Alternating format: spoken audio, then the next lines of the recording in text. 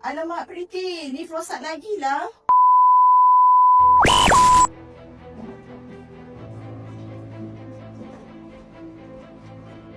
Alamak, Priti, lift rosak lagi lah. Apa yang kita nak buat? Jom tanya bos. Tanya bos. Okay.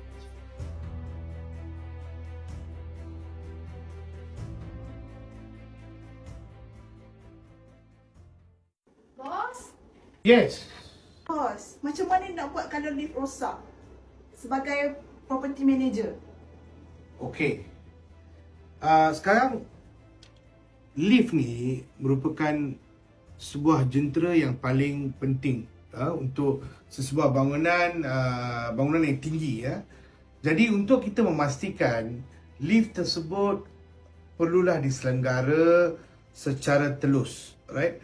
Maintenance of the lift has to be done in a very appropriate way. Okay?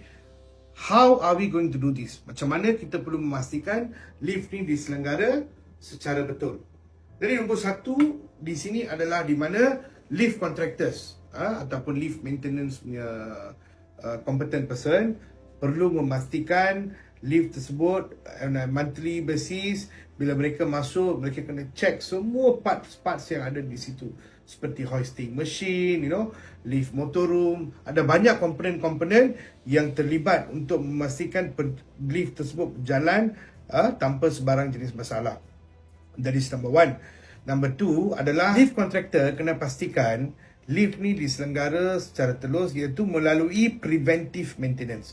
Preventive maintenance ni penting kerana setiap 3 bulan ataupun 6 bulan ataupun setahun sekali ada parts-parts yang di mana kita perlu buat preventive maintenance. Macam contoh kita perlu isi top up minyak, kita perlu buat greasing, and then kita juga kena pastikan semua komponen-komponen mesin tersebut yang perlu ditukar. Jangan tunggu sampai lift tersebut rosak baru kita nak act.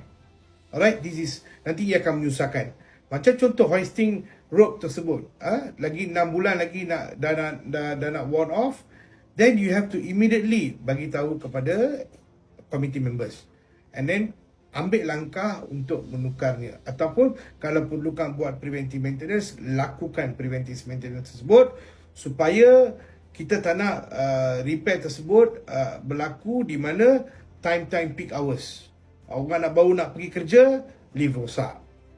So ini akan mengundangkan rasa ketidakpuasan lah kepada pihak MO.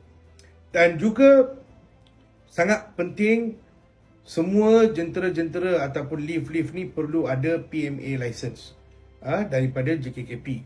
Jadi setiap setahun sekali JKKP officer akan datang untuk inspect mesin tersebut dan dia akan bagi CHOP endorsement sebab dia adalah orang yang bertauliah untuk memastikan lift ni berjalan dengan sempurna tanpa sebarang jenis kerosakan.